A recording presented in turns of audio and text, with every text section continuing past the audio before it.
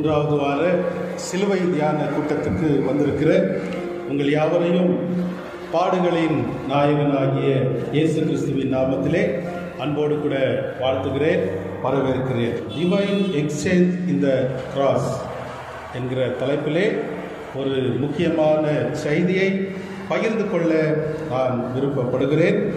இதற்கு ஆதாரமாக ஏசாயா தீர்க்கதரிசன புஸ்தகம் 53வது அதிகாரம் 4-5 வசனங்களை நாம் வாசிப்போம். மெய்யாகவே அவர் நம்முடைய பாடுகளை ஏற்றுக்கொண்டு நம்முடைய துக்கங்களை சுமந்தார். நாமோ அவர் தேவனால் அடிபட்டு வாதிக்கப்பட்டு சிறுமைப்பட்டவர் என்று எண்ணினோம். நம்முடைய மீறுதல் நிமித்தம் அவர் காயப்பட்டு நம்முடைய அக்கிரமங்கள் நிமித்தம் அவர் நொறுக்கப்பட்டார். நமக்கு சமாதானத்தை உண்டு பண்ணும் ஆக்கினை அவர் மேல் வந்தது. அவருடைய தழும்புகளால் குணமாகிறோம். மெய்யாகவே அவர் நம்முடைய பாடுகளை ஏற்றுக்கொண்டு நம்முடைய துக்கங்களை சுமந்தார். நாமோ அவர் தேவனால் அடிபட்டு வாதிக்கப்பட்டு சிறுமைப்பட்டவர் என்று எண்ணினோம்.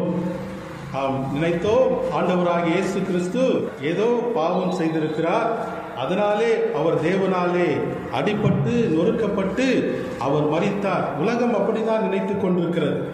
ஆனால் நம்முடைய மீறுதல்களின் நிமித்தம் அவர் காயப்பட்டு நம்முடைய அக்கிரமங்களின் நிமித்தம் அவர் நொறுக்கப்பட்டார்.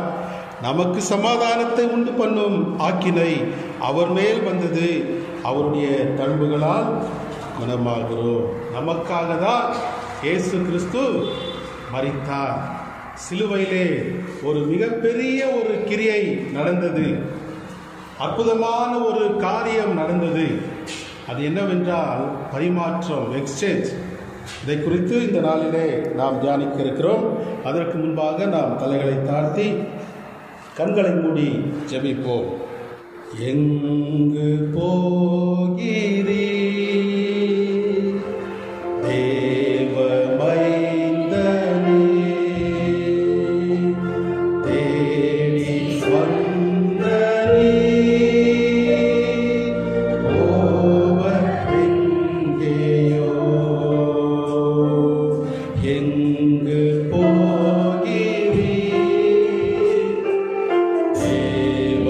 Amen.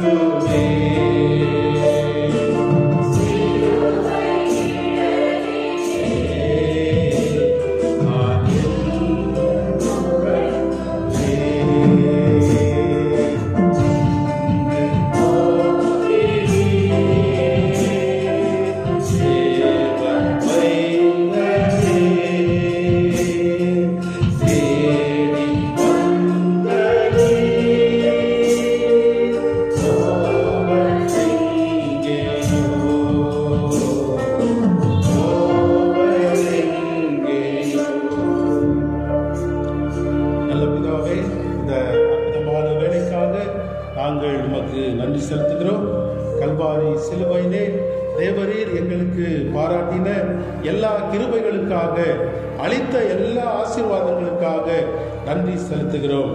சிலுவையிலே நீர் எங்களுக்கு வழங்கின எல்லா விதமான பரிமாற்றத்துக்காக நாங்கள் உமக்கு நன்றி செலுத்துகிறோம். எங்களை நீதிமான்கள் ஆக்குவதற்காக தேவரீர் நீர் பாவமானீர். எங்களை ஐஸ்வர்யவான்களாக மாற்றுவதற்காக தேவரீர் தரித்திரரானீர். எங்களை ஆசீர்வதிப்பதற்காக தேவரீர் சாபமானீர். எங்களுக்கு ஜீவன் கொடுப்பதற்காக கர்த்தர் நீர் தமது ஜீவனையே ஒப்பு கொடுத்தீர். தேவனோடு கூட எங்களை ஒப்புரவாக்குவதற்காக தேவனால் நீர் கைவிடப்பட்டீர். எங்களுக்கு மகிமையை கொடுப்பதற்காக தேவரீர் வெட்கத்தையும் அவமானத்தையும் அடைந்தீர். உடைய தியாகத்துக்காக, அன்புக்காக நாங்கள் நன்றி செலுத்துகிறோம். இந்த நாட்களிலே இப்படிப்பட்ட தியானங்கள் வழியாக எங்களோடு கூட நீர் பேசுவதற்காக, எங்களை பலப்படுத்துவதற்காக நாங்கள் உமக்கு நன்றி செலுத்துகிறோம். தொடர்ந்து எங்களோடு கூட பேசும் இயேசு கிறிஸ்துவின் நாமத்திலே ஜெபிக்கிறோம். ஜீவனுள்ள பிதாவே, ஆமென், ஆமென். ஆண்டவர் நமக்காக நம்முடைய மீறுதல்களின் நிமித்தம் அவர் காயப்பட்டார். நம்முடைய அக்கிரமங்களின் நிமித்தம் அவர் நொறுக்கப்பட்டார். இயேசு கிறிஸ்து எந்த பாவமும் செய்யவில்லை. நமக்காக அவர் நம்முடைய பட்சத்திலே, நம்முடைய இடத்திலே, நம்முடைய சார்பாக இயேசு கிறிஸ்து சிலுவையிலே மரித்தார். ஆகவேதான் அப்போஸ்தலனாகிய பவுல் எழுதுகிறார், சிலுவையை குறித்து அல்லாமல் வேறொன்றையும் குறித்து நான் மேன்மை பாராட்டாதிருப்பேனாக. ஏனென்றால் சிலுவையிலே அத்தனை ஆசீர்வாதங்களை தேவன் மனுக்குலத்துக்கு வைத்திருக்கிறார். அதை விசுவாசிக்கிறவர்கள், அவருடைய அந்த வல்லமையான தியாகமான கிரியையை ஏற்றுக்கொள்ளுகிறவர்கள் அதனுடைய பலனை அனுபவிப்பார்கள். சிலுவையின் மேன்மையை உணர்வார்கள். சிலுவையை குறித்த உபதேசம் கெட்டு போகிறவர்களுக்கு பைத்தியமாய் இருக்கிறது, ரட்சிக்கப்படுகிற நமக்கோ அது தேவ பலனா இருக்கிறது. ரட்சிக்கப்படுகிறவர்களுக்கு சிலுவையின் உபதேசம் பலனா இருக்கும். அருமையான கர்த்தருடைய பிள்ளைகளே, சிலுவையிலே ஆண்டவர் செய்த கிரியை மகத்தானது. அந்த கிரியை என்னவென்றால் பரிமாற்றம். எக்ஸ்சேஞ்ச் ஆஃபரை குறித்து நாம் கேள்விப்பட்டிருப்போம். என்ன, குக்கரை கொடுத்தால், பழைய குக்கரை, பழைய மிக்சி அல்லது பழைய கிரைண்டர் கொடுத்தால் கொஞ்சம் பணத்தை அவர்கள் எக்ஸ்ட்ரா வாங்கி கொண்டு புதுசா மிக்சி, கிரைண்டர் இவைகளை கொடுப்பார்கள். Exchange offer.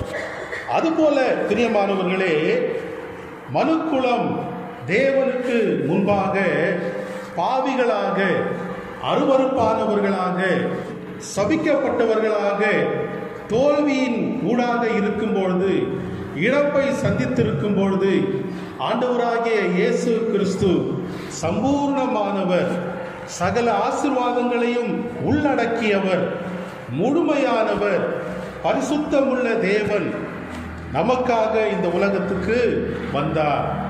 மனித பிரதிநிதியாக சிலுவையிலே அவர் நம்முடைய சாபங்கள், நம்முடைய பாவங்கள், நம்முடைய வறுமைகள், நம்முடைய தரித்திரங்களை அவர் ஏற்றுக்கொண்டார். அவருடைய ஆசீர்வாதங்கள், அவருடைய நீதி, அவருடைய பரிசுத்தம், அவருடைய ஆசீர்வாதங்கள் எல்லாவற்றையும் நமக்கு கொடுத்தார். இதுதான் சிலுவையிலே நிகழ்ந்தது. சிலுவையில் நடந்த தெய்வீக பரிமாற்றம். அல்லேலூயா. ஒரு பெற்றோருக்கு இரட்டை குழந்தைகள் இருந்தார்கள். அவர்கள் வளர்ந்தார்கள். மூத்தவன் அடக்க ஒடுக்கமாக பெற்றோருக்கு கீழ்ப்படிந்து நடந்தார். சிறு பையன், அது பிறகு பிறந்தவன், அவன் போக்கிரியாக, ஊதாரியாக, கீழ்ப்படியாதவனாக, கடைசியில் திருடனாக அவன் மாறிவிட்டான். ரெண்டு பேரும் இரட்டை குழந்தைகளாக இருந்தபடியினாலே ஒன்று போலவே இருப்பார்கள். காலப்போக்கிலே பெற்றோர்களும் மரித்து போனார்கள். இவர்கள் 2 பேர் மாத்திரமே இருக்கிறார்கள். இளையவன் மூத்தவனுக்கு செவி கொடுக்காமல் அவன் திருடனாக ஊராக திருட ஆரம்பித்தான். ஒரு நாள் மக்கள் அவனை பிடித்தார்கள். அந்த நேரத்தில் அவன் என்ன செய்தான்? தன்னுடைய கத்தி எடுத்து ஒருவனை கொலை செய்து விட்டான். போலீசாருக்கு தெரிந்தது. அவனை துரத்தி கொண்டு வருகிறார்கள். அவன் தன்னுடைய வீட்டுக்கு வருகிறான். வீட்டிலே அண்ணன் இருக்கிறான். அண்ணனை பார்த்து சொல்லுகிறான், அண்ணா, என்னை எப்படியாவது காப்பாற்றுங்கள், நான் திருடி விட்டேன், கொலை செய்து விட்டேன், போலீஸ் என்னை தேடி வருகிறது, எப்படியாவது காப்பாற்றுங்கள் என்று சொல்லும் பொழுது அண்ணன் சொன்னாராம், உன்னுடைய உடைகளை கழற்று என்று சொல்லி அவனுடைய உடைகளை கழற்றி விட்டு வேறொரு உடையை கொடுத்து அவனை ஒரு அறைக்குள்ளாக அனுப்பிவிட்டான். இவன் என்ன செய்தான்? அவனுடைய உடைகளை இவன் அணிந்து கொண்டு அந்த வீட்டிலே அறையிலே இருக்கிறான். போலீசார் கதவை உடைத்து வீட்டுக்குள் வருகிறார்கள். இவனை பிடிக்கிறார்கள், இவனை அடிக்கிறார்கள், இவனை இழுத்து செல்லுகிறார்கள். அவனை சிறைச்சாலையிலே அடைத்து போட்டார்கள். தம்பிக்காக, தம்பியின் மேல் வைத்த அன்புக்காக அண்ணன் என்ன செய்தான்? அவனுடைய மீறுதல்களின் நிமித்தம் இவன் அடிக்கப்பட்டு வாதிக்கப்பட்டு தண்டனையை ஏற்றுக்கொண்டான். அதே போலதான் பிரியமான தேவனுடைய பிள்ளைகளே, ஆண்டவராகிய இயேசு கிறிஸ்து நாம் சகிக்க முடியாத அந்த பாவ தண்டனையை காயின் சொல்லுகிறான்.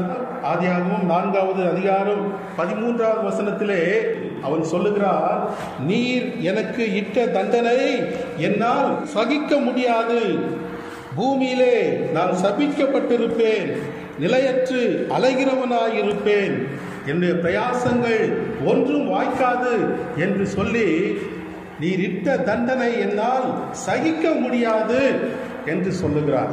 அதே போலத்தான் பிரியமான தேவனுடைய பிள்ளைகளே, பாவத்தினால் வந்த தண்டனையை நாம் எவரும் சகிக்க முடியாது. அந்த தண்டனையை நாம் ஏற்றுக்கொள்ளவே முடியாது. எல்லாரும் பாவம் செய்து தேவ மகிமையை இழந்து போனார்கள். இப்படிப்பட்ட நேரத்திலே தான் இயேசு கிறிஸ்து நமது சார்பாக, நமது பட்சத்தில், நமது இடத்தில் அவர் சிலுவையிலே தொங்கினார். நம்முடைய பாடுகளை எல்லாம் ஏற்றுக்கொண்டார். பாவத்தின் தண்டனையை ஏற்றுக்கொண்டார். அவர் நம்முடைய காரியங்களை எல்லாம் ஏற்றுக்கொண்டு தம்முடைய சம்பூர்ண ஆசீர்வாதங்களை நமக்கு வழங்கினார். அல்லேலூயா. 3 காரியங்களை சுருக்கமாக நாம் சிந்திக்க இருக்கிறோம். முதலாவதாக 2 கொரிந்தியர் 5வது அதிகாரம் 21வது வசனத்தை வாசிப்போம். 2 கொரிந்தியர் 5:21.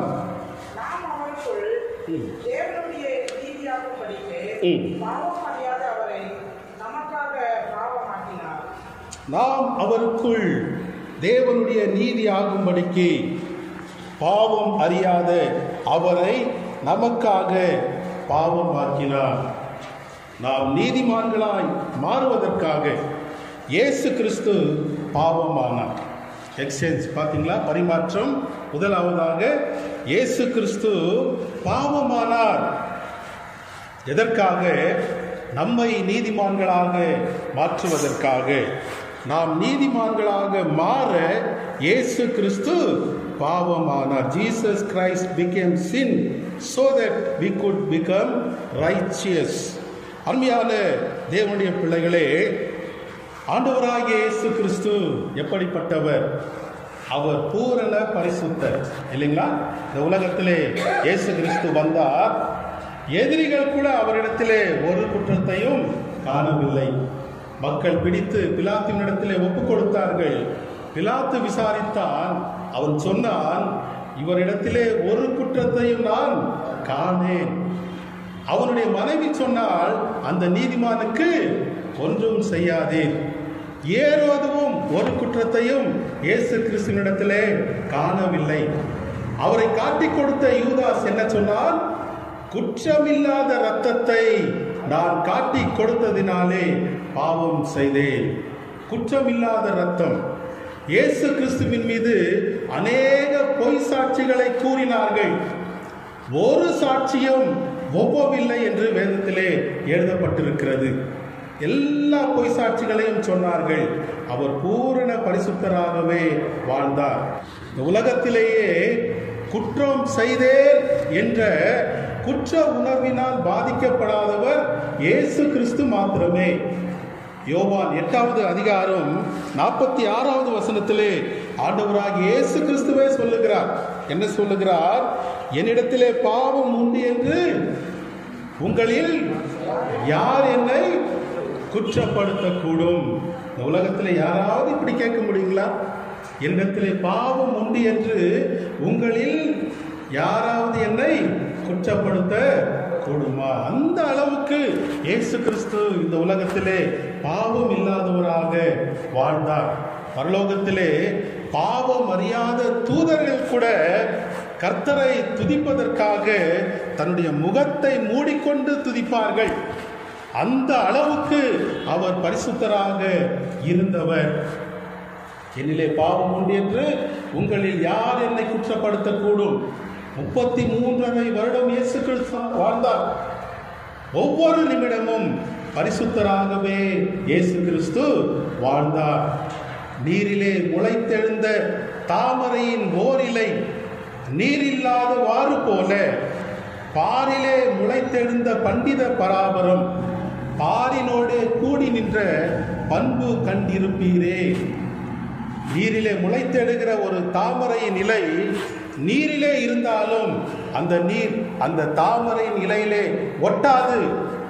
அசுத்தமும் பாவமும் வேசித்தனமும் நிறைந்த இந்த உலகத்திலே இயேசு கிறிஸ்து இருந்தார். ஆனால் பாவம் இல்லாதவராகவே வாழ்ந்தார். அப்படிப்பட்ட தேவன் பாவமானார். நீதிமான்கள் ஆகும்படிக்கு இயேசு கிறிஸ்து நமக்காக பாவமானார். இது எப்படி? இதை விலகிக் கொள்வதற்கு சற்று கடினமாக இருக்கும். பாவிகளை ரட்சிக்க இயேசு கிறிஸ்து உலகத்தில் வந்தார் என்றால் நாம் புரிந்து கொள்ளலாம். பாவத்தை சுமந்தார் என்றால் புரிந்து கொள்ளலாம். பாவமானார், இயேசு கிறிஸ்துவே பாவமானார் என்றால் அதை விலகிக் கொள்வது மிக மிக கடினம். வாசிப்போம். யோவான் எழுதின சுவிசேஷம் 3வது அதிகாரம் 14-15 வசனங்களை வாசிப்போம். யோவான் 3:14-15. சர்ப்பமானது மோசேயினால் வனாந்திரத்தில் உயர்த்தப்பட்டது போல மனுஷகுமாரனும் தன்னை விசுவாசிக்கிறவன் எவனோ அவன் கெட்டு போகாமல் நித்திய ஜீவனை அடைவதற்கு உயர்த்தப்பட வேண்டும். சர்ப்பமானது மோசேயினால் வனாந்திரத்திலே உயர்த்தப்பட்டது போல மனுஷகுமாரனும் தன்னை விசுவாசிக்கிறவர்கள் எவனோ அவன் கெட்டு போகாமல் இருக்கும்படியாக அந்த சர்ப்பத்தை போல மரத்திலே தூக்கிடப்பட வேண்டும். சர்ப்பத்தை போல அருவருப்பாக அசிங்கமாக சிலுவையிலே தூக்கப்பட வேண்டும். என்னாகமம் 21வது அதிகாரம் 5-9 வரைக்கும் வாசிக்கும் பொழுது இஸ்ரவேல் மக்கள் மோசேக்கும் கர்த்தருக்கும் விரோதமாக என்ன செய்தார்கள்? முறுமுறுத்தார்கள். இந்த அற்பமான உணவு எங்கள் மனதுக்கு வெறுப்பாய் இருக்கிறது என்று சொன்னார்கள். அற்பமான உணவு, தேவன் வானத்திலிருந்து வழங்கின மன்னாவை, தேவதூதர்களின் உணவை மக்கள் என்ன சொன்னார்கள்? அற்பமான உணவு. உடனே என்ன நடந்தது? தேவனுடைய பாதுகாப்பு அவர்களை விட்டு நீங்கி போனது. அந்த வனாந்திரத்திலே கொள்ளிவாய் சர்ப்பங்கள் வர ஆரம்பித்தது. மக்களை எல்லாம் கடிக்க ஆரம்பித்தது. பல பேர் அதனாலே கடிப்பட்டு செத்தார்கள். பிறகு மீண்டுமாக மோசேயினிடத்திலே போய் முறையிடுகிறார்கள், எங்களை காப்பாற்ற வேண்டும். மோசே தேவனிடத்திலே கூறும்பொழுது தேவன் என்ன சொல்லுகிறார்? 8வது வசனத்தை வாசிப்போம். என்னாகமம் 21:8-9. அப்பொழுது கர்த்தர் மோசேயை நோக்கி, நீ ஒரு கொள்ளிவாய் சர்ப்பத்தின்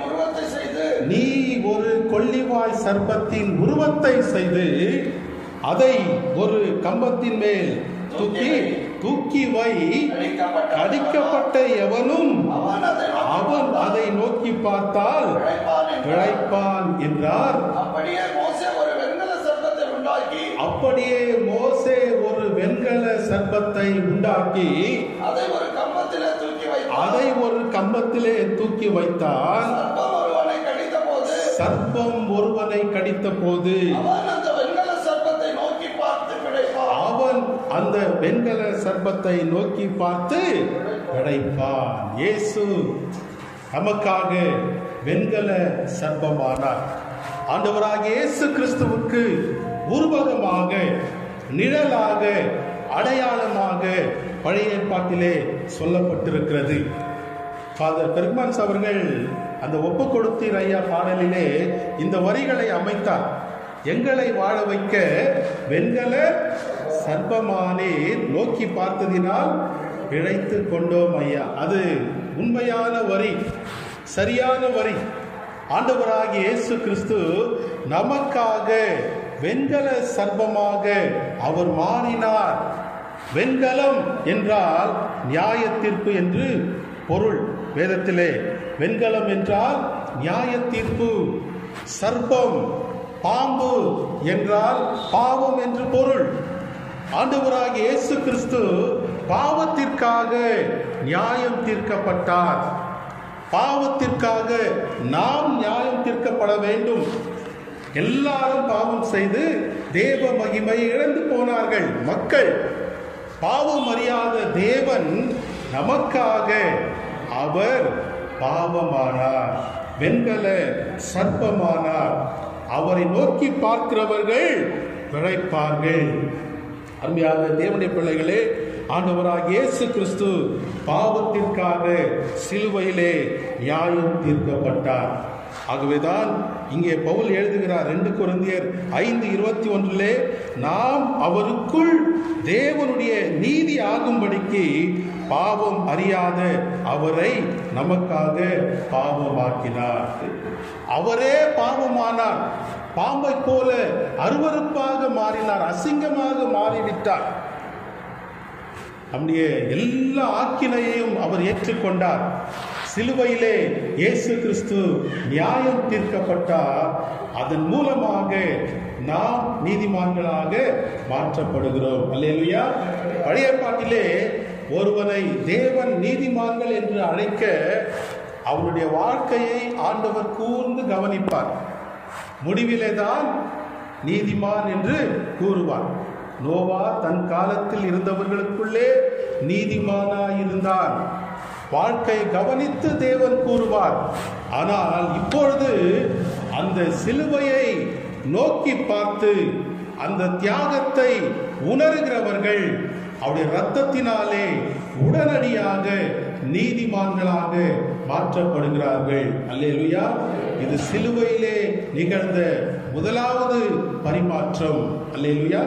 இரண்டாவதாக வாசிப்போம் 2 கொரிந்தியர் 8வது அதிகாரம் 9வது வசனம். 2 கொரிந்தியர். நம்முடைய கர்த்தராகிய இயேசு கிறிஸ்துவின் கிருபையை அறிந்திருக்கிறீர்களே, அவர் ஐஸ்வர்யமுள்ளவராய் இருந்தும் நீங்கள் அவருடைய தரித்திரத்தினாலே ஐஸ்வர்யவான்களாகும்படிக்கு உங்கள் நிமித்தம் தரித்திரரானாரே. உங்கள் நிமித்தம் தரித்திரரானாரே. நாம் ஐஸ்வர்யவான்கள் ஆகும்படிக்கு இயேசு கிறிஸ்து தரித்திரரானார். Jesus Christ became poor so that we could become rich. இயேசு கிறிஸ்து நமக்காக தரித்திரரானார். நாம் ஐஸ்வர்ய உள்ளவர்களாக மாறுவதற்காக இயேசு கிறிஸ்து தரித்திரரானார். இயேசு கிறிஸ்து யார்? ஐஸ்வர்ய சம்பனர். பூமியும் அதன் நிறைவும் உலகமும் அதில் உள்ள குடிகளும் கர்த்தருடையது. அல்லேலூயா. உலகமெல்லாம் அவருடையது. சங்கீதம் 50:10-12 வரைக்கும் வாசிக்கும் பொழுது சகல காட்டு ஜீவன்களும் பர்வதங்களில் 1000 திரிகிற மிருகங்களும் என்னுடையவைகள், மலைகளில் உள்ள பறவைகள் எல்லாம் நான் அறிவேன், வெளியில் நடமாடுகிறவைகள் எல்லாம் என்னுடையவைகள். எல்லாமே யாருடையது? கர்த்தருடையது. வானமும் பூமியும் அவருடையது. வானம் எனக்கு சிங்காசனம், பூமி எனக்கு பாதப்படி. இயேசு கிறிஸ்து யார்? ஐஸ்வர்ய சம்பன்னர், ராஜாதி ராஜா, கர்த்தாதி கர்த்தர், தேவாதி தேவன். ஆனால் அவர் நம்மை ஐஸ்வர்யவான்கள் ஆக்கும்படிக்கு உங்கள் நிமித்தம் தரித்திரரானாரே. அவர் பிறக்கும் பொழுது அவர் பிறப்பதற்கு இடமில்லை. சத்திரத்தின் முன்னணையிலே, விலங்குகள் கட்டப்படுகிற இடத்திலே இயேசு கிறிஸ்து பிறந்தார். அவரை மூடுவதற்கு துணிகள் இல்லை. கந்தை துணிகளாலே அவரை சுற்றி கிடத்தினார்கள். அவர் வாழ்வதற்கு வீடு இல்லை. நரிகளுக்கு குழிகளும் ஆகாயத்து பறவைகளுக்கு கூடுகளும் உண்டே, மனுஷகுமாரனுக்கோ தலை சாய்க்க இடமில்லை. அவர் பிரசங்கிக்க மற்றொருவருடைய படகை கேட்க வேண்டிய அவசியமாயிற்று. அவர் அடக்கம் செய்யப்பட்ட கல்லறை மற்றவருடையது. உலகிலேயே புகழ்பெற்ற மனிதர் இயேசு கிறிஸ்து. ஆனால் அவர் தரித்திரர் என்று ஒரு அறிஞர் சொன்னார். நமக்காக இயேசு கிறிஸ்து எல்லாவற்றையும் துறந்து சாதாரண மனிதராக சிலுவையிலே தொங்கினார். சிலுவையிலே அவர் பசியை ஏற்றார், தாகத்தை ஏற்றார், நிர்வாணமாய் தொங்கினார். தரித்திரத்துக்கு இந்த 3 காரியங்கள் உண்மையானதாக இருக்கும். தரித்திரம் உள்ளவர்களுக்கு பசி இருக்கும், தண்ணீருக்கு கஷ்டப்படுவார்கள், தேவையான ஆடை இருக்காது. இயேசு கிறிஸ்து சிலுவையிலே அவர் பசியுற்றவராக, அவர் பல மணி நேரங்கள் உணவு இல்லாமல் இருந்தார். குடிப்பதற்கு அவருக்கு தண்ணீர் வழங்கவில்லை. தாகமா இருக்கிறேன் என்று சொன்னார். சரியான ஆடை இருந்ததில்லை. அவர் நிர்வாணமாக தொங்கினதாக சொல்லப்படுகிறது. நம்மை ஐஸ்வர்யவான்கள் ஆக்கும்படிக்கு உங்கள் நிமித்தம் இயேசு கிறிஸ்து தரித்திரரானாரே. நம்மை ஐஸ்வர்யவான்கள் ஆக்கும்படிக்கு இயேசு கிறிஸ்து தரித்திரரானாரே. ஐஸ்வர்யவான்கள் என்றால் என்ன? 2 கொரிந்தியர் 9வது அதிகாரம் 8வது வசனத்தை வாசிப்போம். 2 கொரிந்தியர். மேலும் நீங்கள்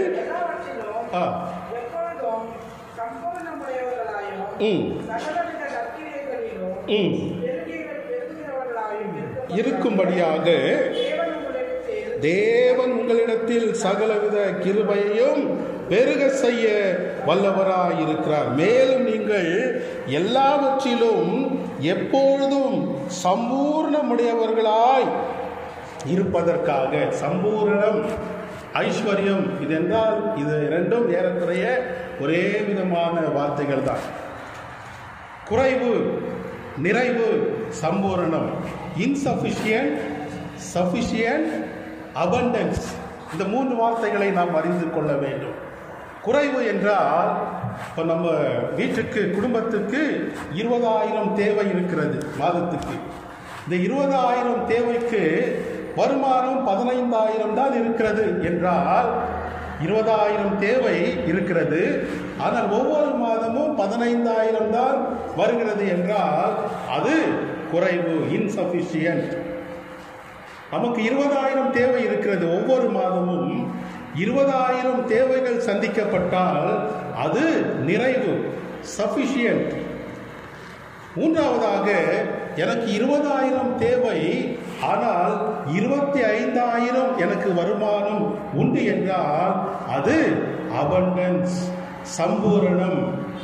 இப்படிப்பட்ட ஒரு ஆசீர்வாதத்தை தம்முடைய பிள்ளைகளுக்கு வழங்குவதற்காகத்தான் இயேசு கிறிஸ்து தரித்திரரானார். நீங்கள் எல்லாவற்றிலும் எப்பொழுதும் சம்பூர்ணமுடையவர்களாய் இருப்பதற்காக உங்கள் நிமித்தம் இயேசு கிறிஸ்து தரித்திரரானாரே.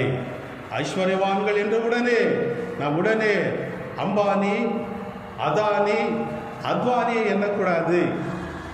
நிறைவாக, சம்பூர்ணமாக நம்முடைய தேவைக்கு மேல் மீதம் இருந்தால், தேவைக்கு மேல் அதிகம் இருந்தால் தேவன் நம்மை சம்பூர்ணமாய் ஆசீர்வதித்திருக்கிறார் என்று அர்த்தம்.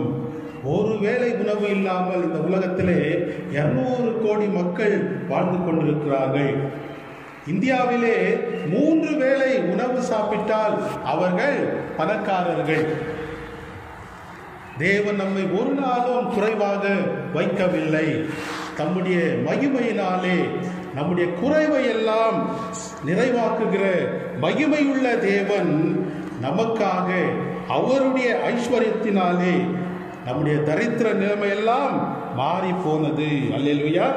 இது இரண்டாவது ஆசீர்வாதம், சிலுவையிலே நமக்கு கிடைத்த இரண்டாவது ஆசீர்வாதம். முதலாவதாக என்ன பார்த்தோம்? நாம் நீதிமான்களாக மாற இயேசு கிறிஸ்து பாவமானார். இரண்டாவதாக நாம் ஐஸ்வர்யவான்களாகும்படி இயேசு கிறிஸ்து தரித்திரரானார். மூன்றாவதாக நாம் வாசிப்போம் கலாத்தியர் 3வது அதிகாரம் 13வது வசனம். கலாத்தியர் 3:13. மரத்திலே தூக்கப்பட்ட எவனும் சபிக்கப்பட்டவன் என்று எழுதியிருக்கிறபடி கிறிஸ்து நமக்காக சாபமாகி நியாய பிரமாணத்தின் சாபத்திற்கு நம்மை நீங்களாக்கி மீட்டார். அல்லேலூயா. நாம் ஆசீர்வதிக்கப்பட இயேசு கிறிஸ்து சாபமானார். Jesus Christ became cursed so that we could become blessed. இயேசு கிறிஸ்து நமக்காக சாபமாகி நியாய பிரமாணத்தின் சாபத்துக்கு நம்மை நீங்களாக்கி மீட்டார். இயேசு கிறிஸ்துவை விசுவாசிக்கிறவர்கள் சாபத்துக்கு பயப்பட வேண்டிய அவசியமில்லை. சந்ததி சந்ததியாக வருகிற சாபங்கள், பரம்பரை பரம்பரையாக வருகிற சாபங்கள், மூதாதையர்கள் செய்த சாபங்கள், மீறுதல்களின் நிமித்தம் வருகிற சாபங்கள், எதிராளிகள் கூறுகிற சாபங்கள், பாவத்தினாலே வந்த சாபங்கள், இவை ஒன்றை குறித்தும் நாம் பயப்பட வேண்டிய அவசியமே இல்லை. ஆண்டவராகிய இயேசு கிறிஸ்து நமக்காக சாபமாகி நியாய பிரமாணத்தின் சாபத்துக்கு நம்மை நீங்களாக்கி மீட்டுக் கொண்டார். நியாய பிரமாணத்தை கை கொள்ளாமற் போனால் சாபம் வரும். உபாகமம் 28வது அதிகாரம் 15வது வசனத்தை வாசிப்போம். உபாகமம் 28:15. இன்று நான் விதிக்கிற உன் தேவனாகிய கர்த்தருடைய எல்லா கற்பனைகளின் படியையும் கட்டளைகளின் படியையும் நடக்க கவனமாயிருப்பதற்கு அவர் சத்தத்திற்கு செவி கொடாதே போவாயாகில் இப்பொழுது சொல்லப்படும் சாபங்கள் எல்லாம் உன்மேல் வந்து உனக்கு பலிக்கும். நியாயப்பிரமாண வார்த்தைகள் அவைகளுக்கு செவி கொடாமல் போனால் சொல்லப்பட்ட சாபங்கள் எல்லாம் உன்மேல் வந்து உனக்கு பலிக்கும். 27வது அதிகாரம் கடைசி வசனத்தை வாசிப்போம். உபாகமம் 27:26. இந்த நியாயப்பிரமாண வார்த்தைகளை எல்லாம் கை கொண்டு நடவாதவன் சபிக்கப்பட்டவன் என்பார்களாக. ஜனங்கள் எல்லாரும் ஆமென் என்று சொல்ல கடவர்கள். எல்லாம் சொன்னார்கள். ஆசாரியர்கள் கூற கூற இந்த வார்த்தைகளை கை கொள்ளாமற் போனவன் சபிக்கப்பட்டவன் என்று சொல்ல கடவர்கள். மக்கள் எல்லாரும் ஆமென் ஆமென் ஆமென் என்று சொன்னார்கள். இந்த நியாய பிரமாணத்தை யூத மக்கள் கை கொள்ளவில்லை, இஸ்ரவேல் மக்கள் கை கொள்ளவில்லை. ஆகவேதான் அவருடைய வாழ்க்கையை பார்க்கும் பொழுது எப்பொழுது பார்த்தாலும் அடிமைத்தனம். பாபிலோனியர்கள் 70 வருஷம் அவர்களை அடிமைப்படுத்தினார்கள். அதற்கு பிறகு மேதிய பெர்சிய ராஜ்யம் அவர்களை அடிமைப்படுத்தினது. கிரேக்கு சாம்ராஜ்யம் அவர்களை அடிமைப்படுத்தினது. இயேசு கிறிஸ்து வரும்பொழுது ரோம சாம்ராஜ்யத்துக்கு அடிமைகளாக காணப்பட்டார்கள். ஆண்டவருடைய வார்த்தைகளுக்கு செவி கொடாதவர்கள் சபிக்கப்பட்டவர்கள். இப்படிப்பட்ட ஒரு பிரமாணத்தை, இப்படிப்பட்ட ஒரு நியதியை ஆண்டவராகிய இயேசு கிறிஸ்து வந்து இந்த நியாய பிரமாணத்தின் முடிவாக சிலுவையிலே தொங்கி இந்த நியாய பிரமாணத்தின் சாபத்துக்கு நம்மை நீங்களாக்கி மீட்டார். மரத்திலே தூக்கப்பட்ட எவனும் சபிக்கப்பட்டவன் என்று எழுதியிருக்கிறபடி கிறிஸ்து நமக்காக சாபமாகி, அப்படியே சாபத்தை எல்லாம் இயேசு கிறிஸ்து ஏற்றுக்கொண்டு அந்த நியாயப்பிரமாண சாபத்துக்கு நம்மை நீங்களாக்கி மீட்டு கொண்டார். இப்பொழுது கிறிஸ்து வழியாக ஆபிரகாமின் ஆசீர்வாதங்கள் எல்லாம் நமக்கு கடந்து வருகிறது. அடுத்த வசனம் கலாத்தியர் 3:14 வாசிக்கிறோம். ஆபிரகாமுக்கு உண்டான ஆசீர்வாதம் கிறிஸ்து இயேசுவினால் புறஜாதிகளுக்கு வரும்படியாக இப்படி ஆயிற்று என்று வாசிக்கிறோம். ஆபிரகாமின் எல்லா ஆசீர்வாதமும், ஆபிரகாமை எப்படி தேவன் ஆசீர்வதித்தாரோ அந்த ஆசீர்வாதம் எல்லாம் உனக்கும் எனக்கும் கிறிஸ்து இயேசுவுக்குள் உண்டாகும்படியாக இயேசு கிறிஸ்து நமக்காக சாபமானார். நம்மை ஆசீர்வதிப்பதற்காக இயேசு கிறிஸ்து சாபமானார். நம்மை ஐஸ்வர்யவான்கள் ஆக்கும்படிக்கு இயேசு கிறிஸ்து தரித்திரரானார். நம்மை நீதிமான்களாக மாற்றும்படிக்கு இயேசு கிறிஸ்து பாவமானார். இப்படிப்பட்ட கல்வாரி அன்புதான், கல்வாரியிலே நடந்த பரிமாற்றத்தை தான் இப்பொழுது நாம் சிந்தித்தோம். இப்படிப்பட்ட அன்பை ஒவ்வொரு நாளும் நாம் உணர வேண்டும். இப்படிப்பட்ட அன்பை அறியாதவர்களுக்கு பறைசாற்றுவது நம்முடைய கடமை. இப்படிப்பட்ட உறவிலே நிலைத்திருப்பது நம்முடைய கடமையாய் இருக்கிறது. கர்த்தர் இந்த வார்த்தைகளை ஆசீர்வதிப்பாராக.